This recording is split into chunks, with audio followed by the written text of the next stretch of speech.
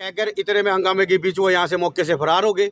हमने मौके पर डायल 112 को बुलाया। डायल 112 बुलाने के बाद हमने उनके कहने पर जाके थाना सेक्टर 7 चौकी के अंदर हम एप्लीकेशन दे के आए हैं। ये मामला पहले भी सामने आ चुका है, अभद्र भाषा का प्रयोग पहले भी हुआ था, झगड़ा भी हुआ था यहाँ पे इस बात पे।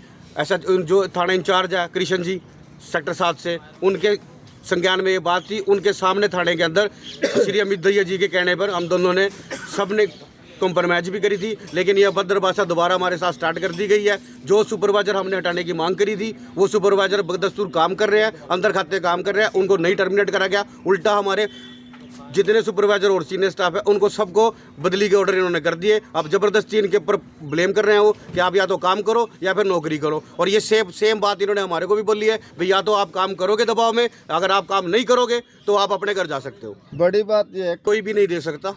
क्यों दे रहे हैं फिर गाली? किसी सर ये उनकी लैंग्वेज उनकी ऐसी है, वो सोनीपत से बिलोंग करते हैं, हमारे सीनियर बना के हमारे सिर पे बिठा दिए, लेकिन उनको बात करने की तमीज नहीं है। क्या उनके पास लोकल अफसर है नहीं कोई? सर लोकल अफसर वो जानबूझ के देना नहीं चाहते हमारे को यहाँ।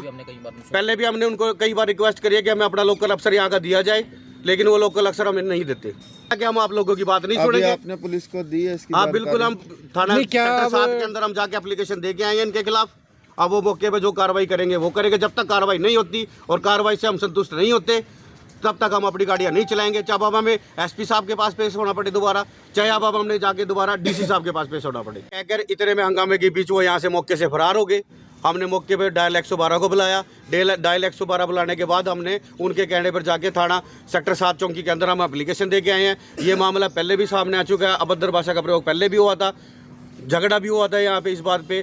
ऐसा जो थाना इंचार्ज है कृष्ण जी सेक्टर 7 से, उनके संज्ञान में ये बात थी। उनके सामने थाने के अंदर श्री अमित दहिया जी के कहने पर हम दोनों ने सबने कॉम्प्रोमाइज भी करी थी, लेकिन यह अभद्र भाषा दोबारा हमारे साथ स्टार्ट कर दी गई है। जो सुपरवाइजर हमने हटाने की मांग करी थी वो सुपरवाइजर बदस्तूर काम कर रहे हैं, अंदर खाते काम कर रहे हैं, उनको नहीं टर्मिनेट करा गया। उल्टा हमारे जितने सुपरवाइजर और सीनियर स्टाफ है उनको सबको बदली के ऑर्डर इन्होंने कर दिए। अब जबरदस्ती इनके ऊपर ब्लेम कर रहे हैं वो कि आप या तो काम करो या फिर नौकरी करो। और ये सेम बात इन्होंने हमारे को भी बोली है, भाई या तो आप काम करोगे दबाव में, अगर आप काम नहीं करोगे तो आप अपने घर जा सकते हो। बड़ी बात ये है, कोई भी नहीं दे सकता।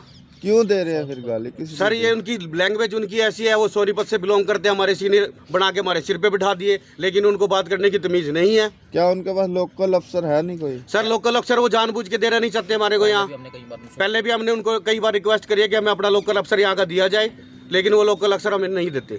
क्या हम आप लोगों की बात नहीं सुनेंगे? आपने पुलिस को दी है इसकी? हाँ बिल्कुल, हम थाना सेक्टर 7 के अंदर हम जाके एप्लीकेशन दे के आए हैं इनके खिलाफ। अब वो मौके पे जो कार्रवाई करेंगे वो करेंगे। जब तक कार्रवाई नहीं होती और कार्रवाई से हम संतुष्ट नहीं होते तब तक हम अपनी गाड़ियां नहीं चलाएंगे। चाहे अब हमें एसपी साहब के पास पेश होना पड़े दोबारा, चाहे अब हमने जाके दोबारा डीसी साहब के पास पेश होना पड़े।